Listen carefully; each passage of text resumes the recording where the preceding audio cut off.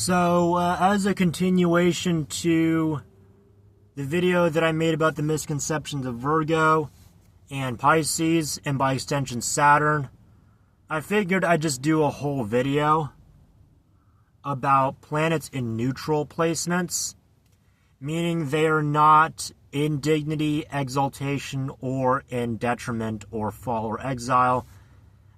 They would essentially be considered neutral. And most people will kind of determine a neutral planet, particularly if it's in a natal chart, based on the other planets, based on aspects. So, for instance, if, say, you have Mars in Leo, a lot of people will say that Mars is actually dignified in Leo because Leo is a fire sign, and Sun rules Leo, and Sun is exalted in Aries, yada, yada, yada. But Mars in Leo is actually a neutral placement. And I can get a bit more on that in a moment. And likewise, a lot of people say that Mars in Aquarius is kind of more on the bad side because, of rulership and detriment of the Sun, and Sun exalted in Aries, so on and so forth. I'm going to kind of have to, stop it right there. Although there is a bit of truth to it, but it's not entirely true. I have to go based more on the aspects and just overall themes of the chart. So if, say, someone has Mars in Leo, but they have, say, a 12th house stellium or a Pisces stellium, then I would definitely take that into consideration because the 12th house is kind of a private house.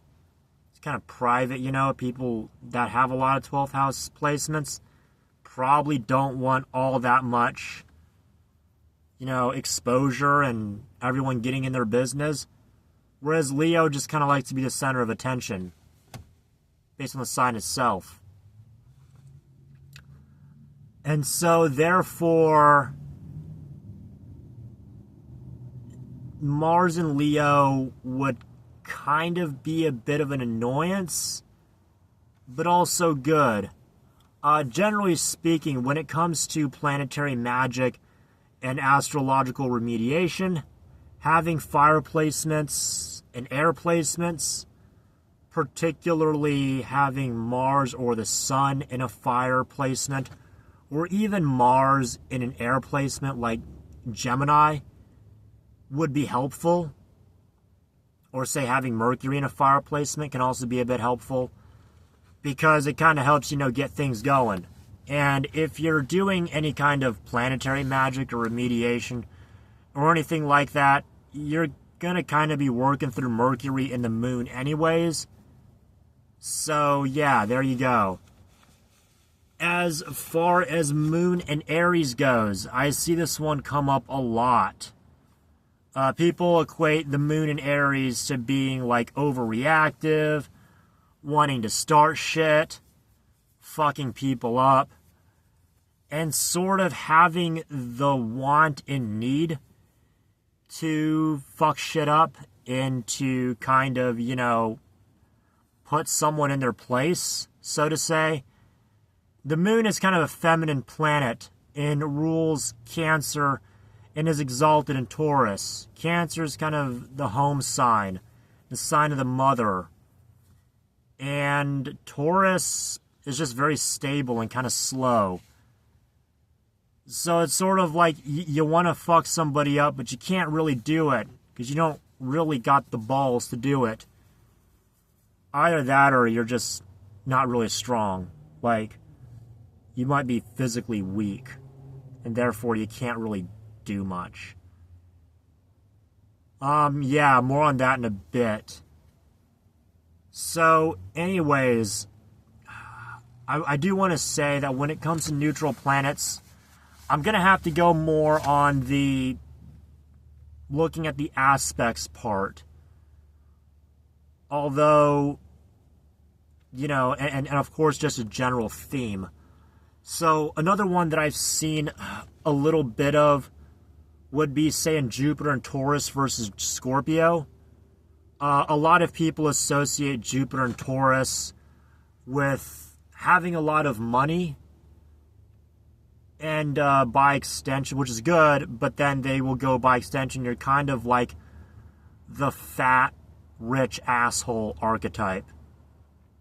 Whereas Jupiter and Scorpio is sort of the fuckboy slash deadbeat dad archetype slash hot guy archetype slash hoe archetype.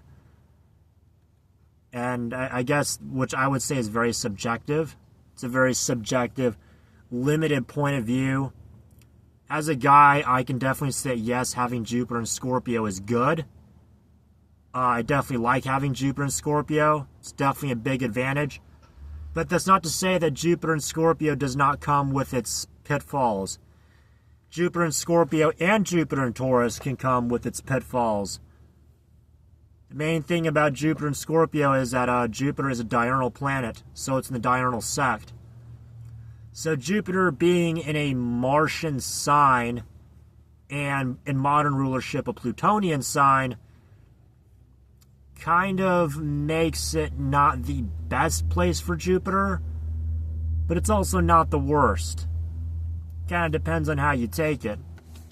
If you're someone that likes having a lot of sex and you're a bit of a 304, a hoe bag or whatever, then yeah, I would say, yeah, having Jupiter in Scorpio or having Jupiter in the 8th house is pretty good. If you're someone that likes having a lot of money and being able to, just kind of enjoy life and ride through life, not having to worry about much, then yeah, having Jupiter and Taurus is pretty good. It's kind of like, being rich and not having to worry about much. Versus, you could say, you get a lot of attention, and yeah, you have a lot of, I would think of Jupiter and Scorpio. How could I put Jupiter Scorpio in a bad way? I would sort of think of that as someone that maybe, gets around a lot, per se. They get around the block a lot. And as a result, there's a lot of backlash from that. Jealousy, possibly jealousy from people that don't get around as much or can't get around as much. Obvious ones like, STDs, unwanted pregnancies, child support, shit like that. And Jupiter in the mythology is Zeus. Well, Zeus and Jupiter are kind of the same. Zeus does seduce a lot of human females and does produce a lot of offspring. And so, yeah, that's kind of one of the pitfalls of Jupiter and Scorpio. It can also be a good thing. So, with neutral placement, it kind of depends on what you want. And that's going to be kind of dictated by your moon, your big three. Your big three kind of dictate who you are and what you want and how the rest of the world sees you. So yeah, there's the, I guess I might as well go in regards to squares. Squares and oppositions. As far as neutral planets goes, I guess you could say oppositions. I just kind of explained oppositions. But let's just say you have, let's say, Saturn in Leo. Actually, no, I take that back. Let's just say you have, you have Saturn in Gemini and Venus in Sagittarius. Just say you got that. So, in this case, you have Saturn opposite Venus. And by extension, they're just going to kind of battle it out. They're just going to duke it out. It's going to kind of even out. Now, if you're doing planetary remediation, then you can kind of strengthen one or the other fairly easily. So if, say, you want the Saturn and Gemini to come out stronger because maybe you're a bit overactive, things are moving a little too fast, you want things to maybe slow down a little bit, then yeah, you might want to help strengthen the Saturn and Gemini. If, for instance, you want to kind of speed things up a little bit, you want some more money, you want things to kind of, pick up the pace, then yeah, you might want to maybe strengthen the Venus and Sagittarius. Or if, say, you have Mars and Leo and then Jupiter and Aquarius. Some people like the whole Aquarian thing. They like being weird, being a little abnormal, and being all that. And when it comes to Saturn return, the best way to handle Saturn return is to just kind of stop fighting so much.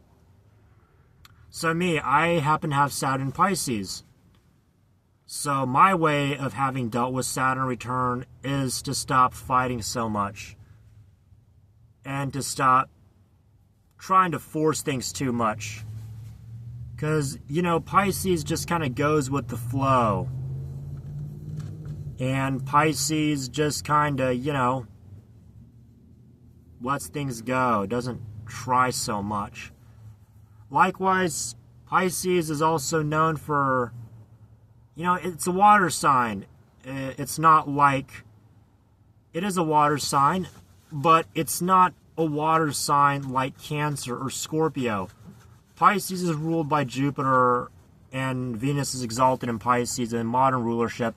Neptune rules over Pisces and is exalted in Pisces. I don't necessarily believe in modern rulership, per se. I would say it's more modern exaltation.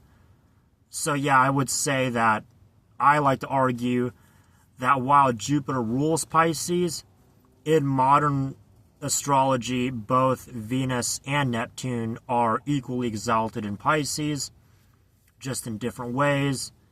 I see Neptune as more of an extension of Venus and Jupiter. It's kind of like Venus and Jupiter combined into one planet. Whereas Pluto is sort of Mars and the Moon combined into one planet. I don't really see it as Mars and Saturn combined into one planet. I kind of see the outer planets as being lunar extensions of the inner planets, simply because all of them have a major water correspondence to them.